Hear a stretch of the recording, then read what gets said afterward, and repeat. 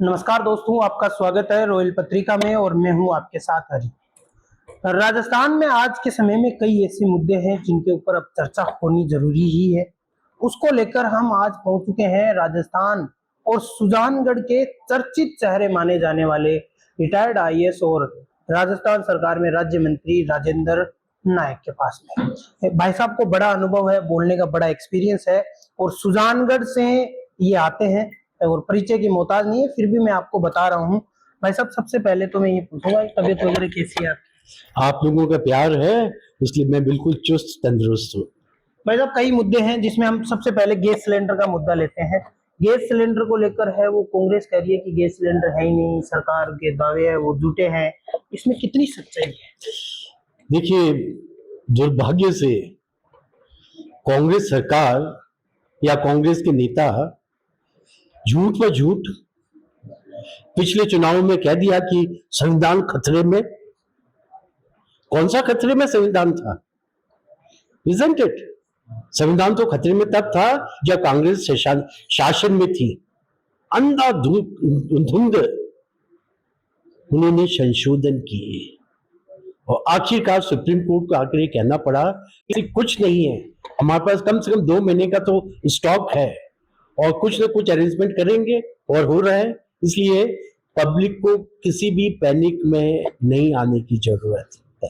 अच्छा, अगर मैं बात करूं, आप कह रहे हो कि भैया स्टॉक हमारे पास है, तो फिर कांग्रेस का ये कहना है कि गैस की रेट क्यों बढ़ा दिया आपने?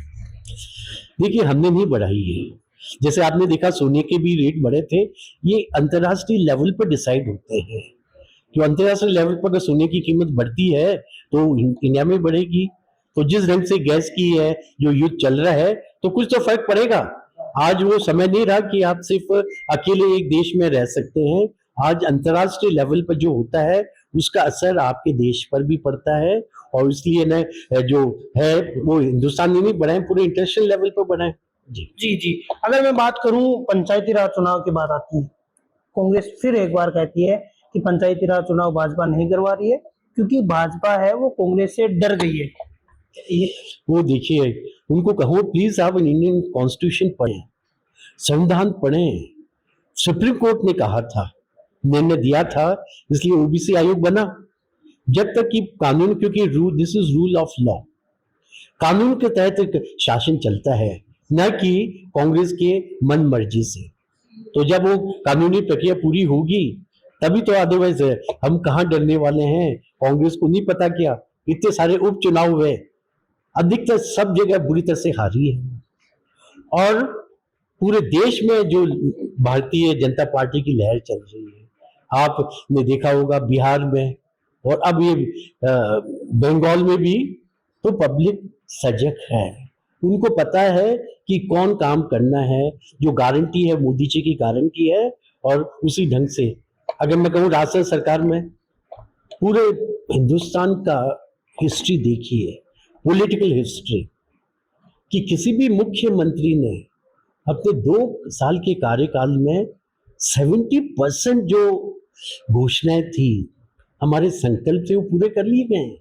आज राजस्थान बहुत तेजी से विकास की तरफ जा रहा है। जी, अगर आप कह रहे हो राजस्थान विकास की तरफ जा रहा है, तो मैं जहां से आता हूँ, सुजानगढ़ से, आप भी वहीं से आते हो, सुजानगढ़ में विकास क्यों नहीं हो पा रहा है? सड़कें टूटी हुई पड़ी है, पानी आ नहीं रहा है, बिजली की समस्याएं हैं, किसान परेशान है और वहां के विधायक है वो कांग्रेस से आते हैं। क्या इसका कोई फर्क है या फिर सीधा है वो जनता कनेक्ट नहीं कर पा रही है सरकार से? नहीं, आपने बहुत ही अच्छा प्रश्न पूछा है कि मैं भी सुजानगढ़ से ही हूँ, लेकिन वहां पर बोर्ड किसका है? कांग्रेस का। कांग्रेस। हमारे कई जो नेता प्रतिपक्ष हैं वो पॉइंट रेज करते हैं, नहीं करते हैं वो। इसी प्रकार से जो विधायक है वो भी कांग्रेस का है। अगर हमारा बीजेपी का बोर्ड होता, अगर हमारा विधायक भी बीजेपी का होता, तो परिस्थितियां कुछ और होती है। जी, तो सुजानगढ़ की अगर मैं देखूं, सुजानगढ़ में को बहुत सारी सौगातें मिली लेकिन पूरी नहीं हुई। रेलवे ट्रैक की बात हुई कि सालासर से लेके नोखा को जोड़ा जाएगा, डायरेक्ट जयपुर भी जुड़ जाएगा, वो भी नहीं हुआ। इसके अलावा गोदाम पानी भरा रहा, 6-6 महीने तक पानी भरा रहा, अनाज व्यर्थ में चला गया। जी, मैं भी इसका चश्मदीद गवाह हूँ कि एफसीआई गोडाउन में जिस ढंग से पानी घुस गया था और गेहूं बर्बाद हुआ, बर्बाद ही नहीं, वो बदबू ने आसपास में आकर बीमारियां फैलानी शुरू कर दी। क्योंकि आपको पता है, मुझे तो पूरे राजस्थान की जिम्मेदारी मिल रखी है और मुख्यमंत्री जी मुझे और भी कई काम देते रहते हैं। वो शिविर, ग्रामीण शहरी शिविर पूरे बीकानेर संभाग की, इतना होते हुए भी मैं सुजानगढ़ में महीने में कम से कम 4-5 बार मैं जा रहा हूँ। मैंने स्थिति देखी और मैं वहां पर एफसीआई गोडाउन में पहुंचा।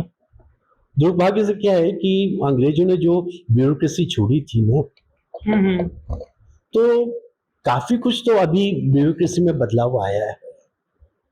देखो, वो लकीर की फकीर, वो वहां पर तो एक ऐसी आपदा आई थी जो कि एबनॉर्मल थी और वहां पर वो कानून के तहत काम कर रहे थे।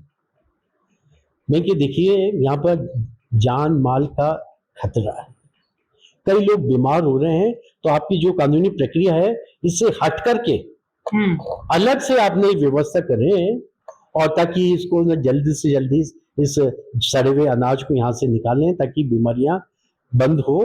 तो उसके लिए फिर मैंने सिर्फ यहाँ तक ही नहीं, सुजानगढ़ में जो उनके अधिकारी थे उनसे मिला मैं, उसके अलावा उनके चंडीगढ़ में जो ऑफिसर बैठे हैं उनसे मैंने बात करी, जयपुर में इतना ही नहीं, क्योंकि मिनिस्ट्री तो दिल्ली में बैठती है, ministry of food and supply, वहाँ के ज्वाइंट सेक्रेटरी से मैंने बात करके तो इसी पूरी इतना जो कानूनी जो होता है ब्यूरोक्रेटिक चैनल, तो उसको तेज किया गया। लेकिन मैं अपने व्यक्तिगत रूप से मैंने देखा कि इसको और जल्दी कर सकते थे, लेकिन अब ये है कि वो हालात ठीक हो गए हैं।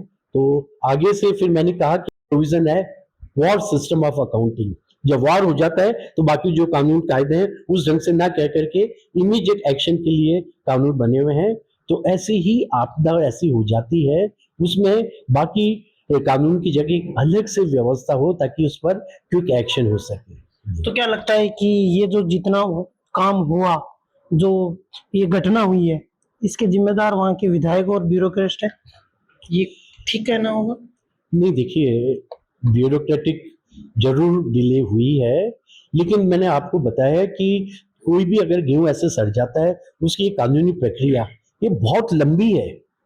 उनके कानून के जैसे उनको ऑक्शन कर, वो टेंडरिंग एक्शन करेंगे, टेंडरिंग में इतना समय देंगे, तो ये जो कानून की जो प्रक्रिया है उसमें नहीं बहुत डिले हुआ है। लेकिन ये भी एक ऐसी परिस्थिति थी जिसमें नॉर्मल चैनल को फॉलो ना करके एक अलग से उनको परमिशन लेने के लिए मैंने कहा था कि आपने अपने हेडक्वार्टर से कहिए कि हमें डायरेक्ट इस पर एक्शन लेने के लिए परमिशन दी जाए। तो वो कुछ हमारे सिस्टम में भी जो ब्यूरोक्रेटिक प्रोसीजर है उसमें भी चेंज की जरूरत है, क्योंकि जब मैंने आरएस ज्वाइन किया था कि सरकार जो सड़क के चले वो सरकार, लेकिन आज हमारे यशस्वी विकास पुरुष भजनलाल जी की सरकार है, क्विक एक्शन हम ले रहे हैं, प्रयास कर रहे हैं ताकि जल्द से जल्द एक्शन लेकर के लोगों तक हम पहुंच सकें। अब आखिरी सवाल की तरफ मैं बढ़ता हूँ, और सुजानगढ़ के लिए अब क्या तैयारियां चल रही है? कुछ स्पेशल तैयारियां कर रहे हो, विकास के लिए कुछ अलग से तैयारियां चल रही है, या आप मुख्यमंत्री से भी कोई बातचीत करते हो सुजानगढ़ को लेकर कि भैया सुजानगढ़ में ये सुधार हो जाना चाहिए, ये गांव है इसमें ये समस्या है, इसको थोड़ा सा देखना चाहिए, ऐसा कुछ? नहीं, देखिए, जब मैं जाता हूँ सुजानगढ़ में और भी जगह, तो कई समस्याएं मेरे पास में आती है और छोटी छोटी, मैं तो इन्हीं ब्यूरोक्रेट से निकला हूँ, तो जब मैं एसपी को कहता हूँ क्विक एक्शन हो जाता है, मैं कलेक्टर से कहता हूँ क्विक एक्शन हो जाता है, लेकिन इस बार तो बहुत हद से ज्यादा बरसात हो गई थी। तो मैंने कलेक्टर को कहा कि भाई देखो, अभी तो आपने पानी निकाला किया है, कुछ किया है, लेकिन आगे से एक ना परमानेंट व्यवस्था हो, हमारा ड्रेनेज सिस्टम ठीक हो, तो उसके लिए भी प्रयास करें। तो विभिन्न चैनल पर मैं कोशिश करता रहता हूँ कि सुजानगढ़ का भी विकास हो। जी, तो ये थे हमारे साथ में राजेंद्र नायक, इनसे ढेर सारी बातें हुई सुजानगढ़ के बारे में, स्पेशल रूप से हमने इनसे बातचीत की।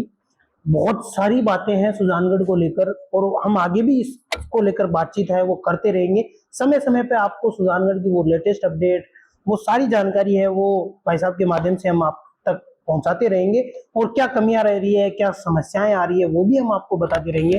लेकिन आज के लिए फिलहाल इतना ही। मैं कैमरामैन जावेद के साथ जयपुर से हरी, धन्यवाद।